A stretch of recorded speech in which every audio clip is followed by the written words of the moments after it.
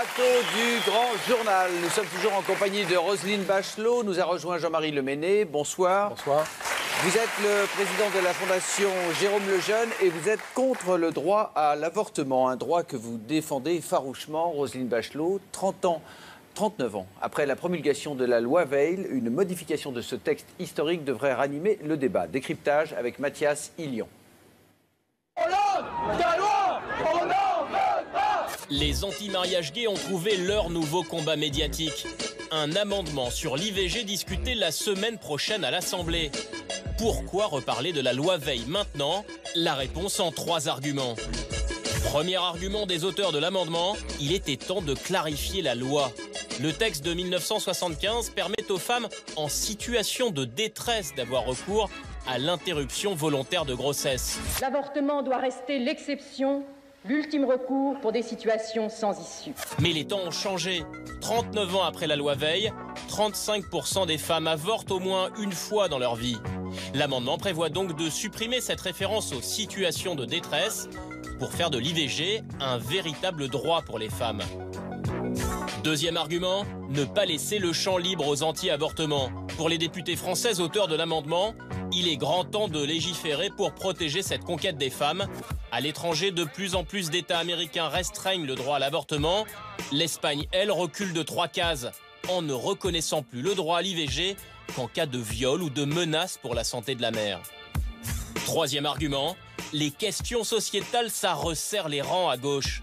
Et ça pourrait bien servir pour faire oublier le feuilleton sur la vie privée du président et surtout son virage libéral qui passe mal dans son propre camp.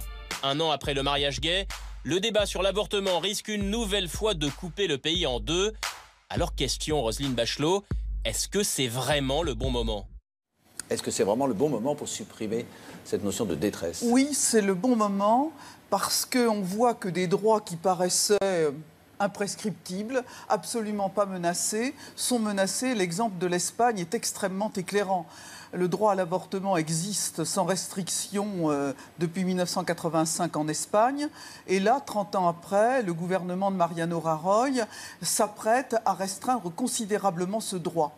Alors en France, c'est vrai que cette loi date 10 ans auparavant, de 1975. Elle a été, dans le contexte de l'époque, rédigée d'une façon qui peut prêter à confusion. Alors, uniquement donc, là, en France, le terme de détresse. Alors, concrètement, ça va changer quoi dans la vie des femmes? Mais effectivement, ça ne change rien puisque la loi, avec les 200 000 avortements, un peu plus de 200 000 avortements qui ont lieu dans notre pays, il y a très longtemps qu'on a dépassé cette vision trop restrictive. Mais on voit bien que certains pourraient utiliser, ressusciter en quelque sorte la loi dans son texte brut pour refuser aux femmes le droit à l'avortement. Donc cette loi, c'était une loi de libération, c'était normal il y a 40 ans, elle doit devenir une loi de liberté. Jean-Marie Leméné, dans une tribune publiée ce matin dans Le Figaro, vous dénoncez, je vous cite, une atteinte maximale à l'intérêt de l'enfant. Qu'est-ce qui vous gêne dans cet amendement ? C'est d'abord qu'on présente l'avortement uniquement sous l'angle des femmes. C'est un angle tout à fait intéressant, mais ça ne concerne pas que les femmes. Ça concerne d'abord l'enfant, ça concerne les frères et sœurs, le père éventuellement, la famille, la société, la démographie, la médecine, le droit. C'est un sujet qu'on peut aborder de différentes manières. Ce qui est gênant, c'est qu'en faisant sauter la notion de détresse, on élargit et on libéralise l'avortement pour des raisons qui peuvent être tout à fait discutables et qui d'ailleurs ne requièrent pas forcément l'intérêt de la société. Je pense en particulier... Une femme donne la vie quand elle a envie de la donner, c'est aussi simple mais que alors, ça. Elle pourra on peut effectivement pas vous sur le demander, critère du sexe. on ne peut pas vous demander à vous ou à moi le droit de donner la vie. C'est une femme qui le décide. Critère du sexe. En dernier ressort. On peut avorter sur le critère du sexe. En dernier non, ressort. on peut pas. Non, en dernier ressort. Qui décide? C'est celui qui donne la vie qui décide de la donner ou pas. En dernier ressort. Mais avant de donner la vie, on décide de la donner ou pas. Mais une fois qu'on a donné la vie, cette vie-là, elle existe. Mais non, la vie... Mais elle existe. Non, la vie, elle n'est pas... La vie, avant 12 semaines, elle n'est pas constituée. Elle n'est pas in utero, la vie. La vie n'est pas in utero. Vous avez perdu ce combat-là depuis longtemps. Non, l'être humain existe avant la naissance. Ça, c'est vous qui le dites, mais ça c'est pas moi qui le dis, c'est la science. Il n'y a pas un scientifique dans le monde qui dira le contraire. Pas un seul, ni en France ni dans le monde. Il n'y a pas de droit acquis à un embryon. Il y a un être humain avant la naissance qui n'est pas né. C'est un débat qui est passé. Pour bien comprendre... C'est pas tel que vous le dites là. Ah non, ce débat-là est totalement passé. Pour bien comprendre, dans quel cas n'êtes-vous pas opposé à l'avortement ? Ah mais moi je suis pour l'avortement zéro, donc c'est très clair. Aucun avortement. Je suis contre l'avortement. Quelles que soient les circonstances. Et je voudrais qu'on puisse être contre l'avortement en France et qu'on puisse dire qu'on est contre l'avortement. Y compris les femmes violées. Mais les femmes violées, il faut s'occuper des femmes violées. Il faut mettre le violeur en prison pour commencer, première chose. Décourager. Ça va beaucoup les aider, ça. Oui, les femmes violées, ça va beaucoup les aider. Mais la femme violée, ça va l'aider en quoi? Mais je ne pense pas que l'avortement répare quoi que ce soit dans la vie des femmes. C'est ajouter une détresse à une autre détresse, une deuxième détresse Vous vous rendez compte à une que ce première. discours, il ne passe pas.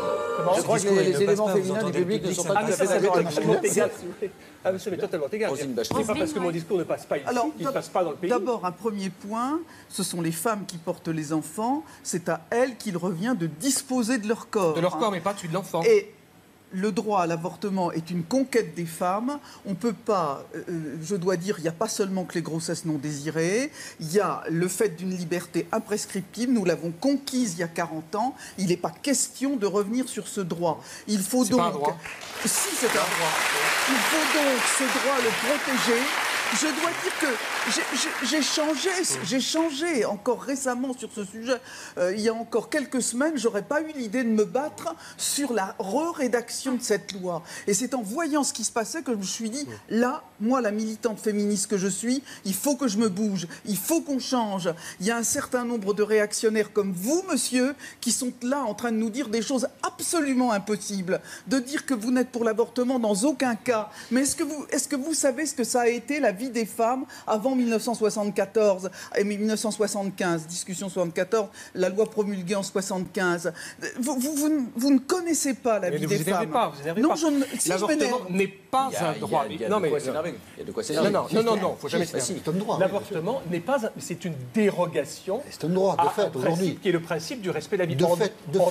En droit positif, c'est une dérogation. De fait, aujourd'hui, une femme qui ne veut pas donner la vie, c'est pour ça qu'il faut changer. Ça ne doit pas être une dérogation. Vous êtes d'accord avec moi, c'est une dérogation. Vous êtes d'accord avec moi? Pour l'instant, effectivement. Et depuis 40 ans. Donc vous êtes en train de défaire la loi Veil. Vous brûlez les icônes que vous avez adorées. Je l'améliore. Vous brûlez les icônes que vous avez adorées. Non, monsieur, la loi Veil avait une certaine sagesse puisqu'elle mettait la détresse. On ne peut pas avorter sur le sexe, par exemple. Pas dans les faits. Et bien maintenant, en faisant sauter la notion de détresse, on pourra aborder. Une femme qui ne veut pas donner la vie aujourd'hui, elle n'a pas besoin de dire à un médecin qu'elle est en pleine détresse. Elle ne le fait pas.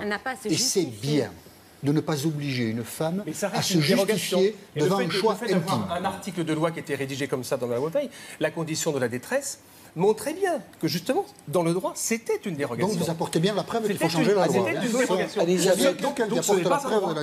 J'ai l'impression que quand on se tourne vers le net, c'est pas terrible ce qui s'y passe. Non, parce que la guerre entre les pros et les anti, elle fait rage sur Internet. Quand on tape par exemple avortement ou IVG sur un moteur de recherche, parmi les premiers sites qui s'affichent, on trouve par exemple SOS IVG, Écoute IVG ou encore avortement.net. Ces sites, ils ont tous l'apparence de sites sérieux, très neutres, presque officiels. Et pourtant, ils sont pilotés par des militants anti-avortement qui distillent très subtilement leur message. Sous prétexte, par exemple, d'informer sur les méthodes possibles d'interruption de grossesse, on vous explique, au détour d'explications, de descriptions factuelles, que l'intervention, elle est douloureuse et que le fœtus est déchiqueté. Imaginez le trouble d'une jeune femme qui cherche des informations parce qu'elle est en situation de détresse et quand elle trouve ce genre de détails. Non, n'importe quel professionnel qui aide une jeune fille qui cherche éventuellement à interrompre sa grossesse ne dira jamais ça à une jeune fille. Et quand le travail de SAP, non, parce que ça n'est pas son rôle. Oui, mais c'est la vérité. Il faut cacher les vérités. Il ne faut pas aller sur des sites militants, il faut aller sur les sites du ministère de la Santé, par exemple. Le problème, c'est que... Non, mais je parle de sites.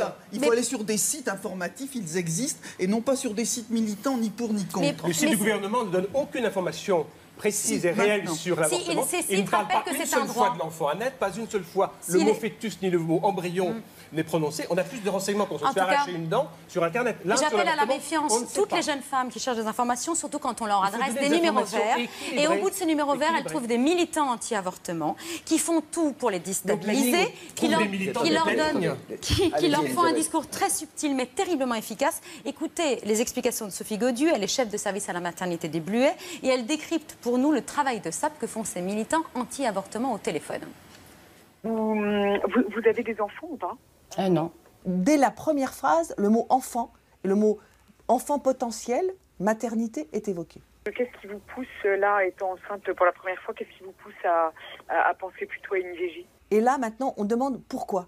Mais jamais un professionnel demande pourquoi comme ça au téléphone avec une femme qu'il ne connaît pas. Surtout là pour essayer de répondre aux questions, puis de faire surtout comprendre à la femme ce qu'elle a au fond du ventre et du cœur. On est arrivé au bout, c'est-à-dire qu'on est arrivé, alors que l'interlocutrice au début a dit, la jeune femme qui appelle dit « je veux faire une IVG », et là maintenant l'écoutante lui dit « je suis en train d'essayer de vous faire comprendre ce que vous avez dans le ventre ». Et parfois c'est plus clair, on dit fermez les yeux, vous allez entendre battre le cœur de votre bébé, et ça en toute légalité, Roselyne Bachelot. C'est une bonne information que de faire battre le cœur du bébé. Ça veut dire qu'il bat, ça veut dire que c'est un être vivant.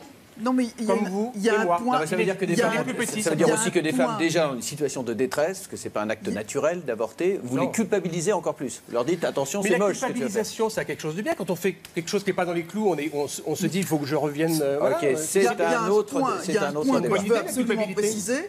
Les sites d'information, le planning familial, ne sont pas des militants pro-avortement, ils sont des militants pro-liberté. Une femme a décidé d'avorter, on lui donne les renseignements et les moyens pour exercer ce droit fondamental de sa liberté. C'est tout. Roselyne Bachelot, nous reviendrons là-dessus quand l'amendement sera ou non voté. Alors lui non plus n'est pas d'un grand soutien aux femmes qui souhaitent avorter, c'est le pape François. Écoutez-le, c'était lundi dernier. Desta orrore il solo pensiero che vi siano bambini che non potranno mai vedere la luce vittime dell'aborto. Voilà, le pape a dit ça, mais Karim, il dit quoi Karim? On accueille Karim aussi.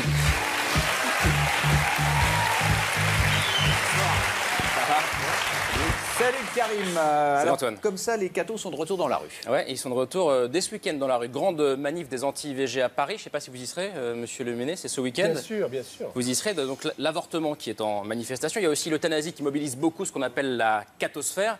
Des cathos ultra, pour la plupart, qui veulent peser dans le débat politique en 2014, c'est assez clair. Et dans leurs vœux pour cette nouvelle année diffusée sur Internet, les plus radicaux de la lutte contre le mariage gay annoncent clairement et fièrement la couleur. Alors vous allez voir, pour remobiliser leurs troupes, ils sont prêts, mais alors absolument à tout.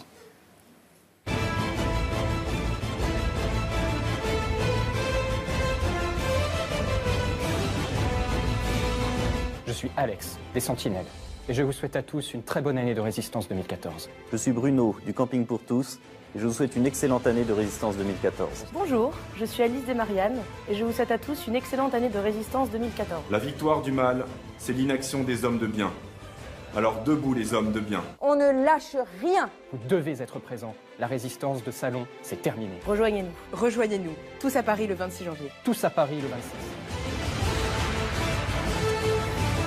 Voilà, alors carrément. C'était vous, Karim, avec le masque blanc? Vous m'avez reconnu?